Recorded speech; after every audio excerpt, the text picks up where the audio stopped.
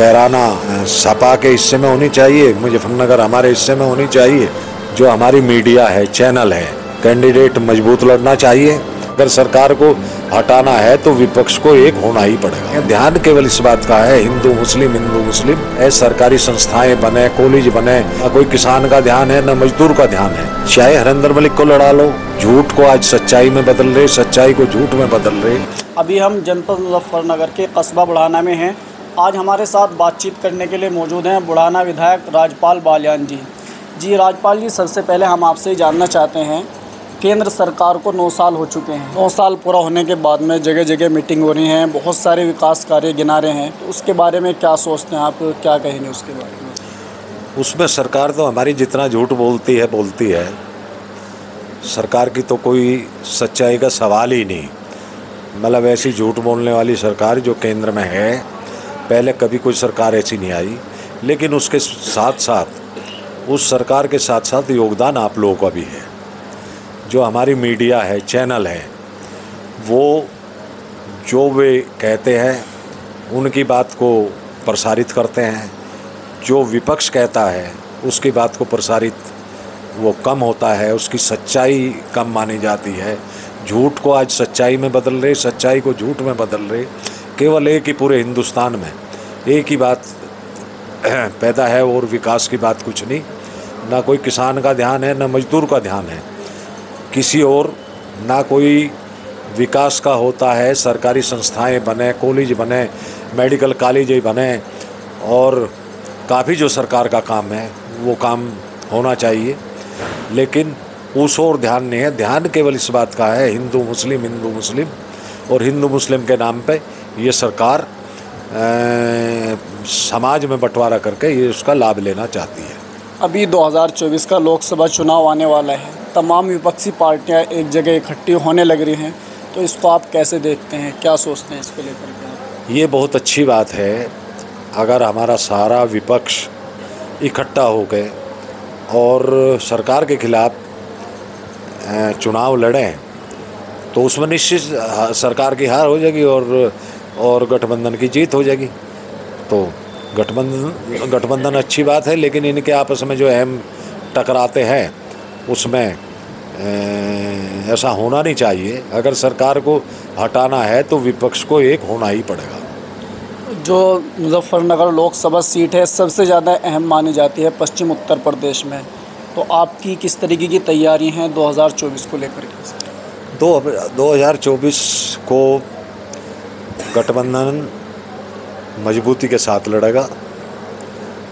ये सीट वो नेताओं का फैसला है कि वो समाजवादी पर है या हमारे पर है। वैसे हक हमारा बनता है। कैराना सपा के हिस्से में होनी चाहिए, मुजफ्फरनगर हमारे हिस्से में होनी चाहिए, या जो नेता बैठ के तय करें, कैराना हम लड़ें और वो मुजफ्फरनगर लड़ें। लेकिन मुजफ्फरनगर लोकसभा लोकदल का नया गढ़ है। देखी जाए तो ज़्यादा जो इसके अंदर रुझान है वो लोकदल की तरफ है लोगों का। तो पिछले कुछ दिन पहले एक मीटिंग हुई थी, उसमें कहा गया था कि हरिंदर मलिक लोकसभा के लिए चुने गए हैं और ये फाइनल टिकट होगा, मतलब इस तरीके की बात है। हरिंदर मलिक के लिए पार्टी महासचिव बनाए थे, वो प्रभारी बनाए थे मुजफ्फरनगर के अखिलेश यादव जी ने।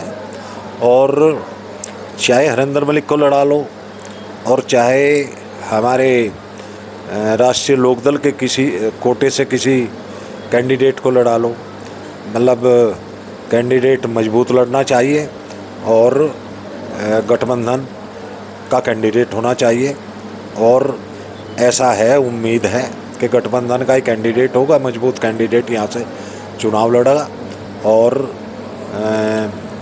जो आज के हालात है, कैंडिडेट जीत की स्थिति में भी है। कुछ दिन बाद में आपकी एक समर सत्या अभियान के तहत गांव-गांव में मीटिंग भी होनी है, तो उसको लेकर के आपकी किस तरीके की तैयारी है और कौन कौन सी तारीख में भी प्रोग्राम कहाँ पे होने वाले हैं?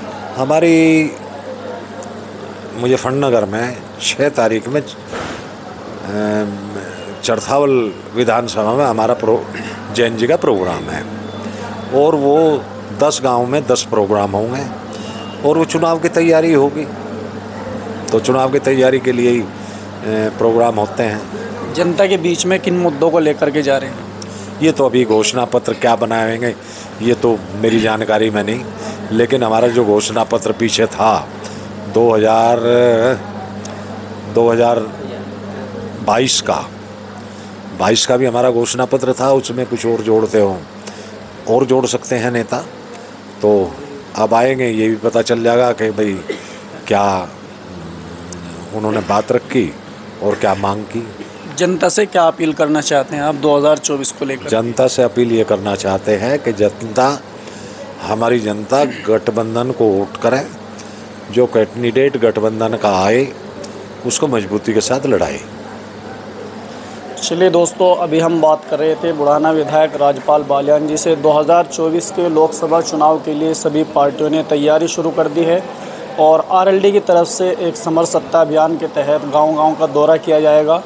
तो कुछ दिनों के बाद में प्रोग्राम शुरू हो जाएंगे।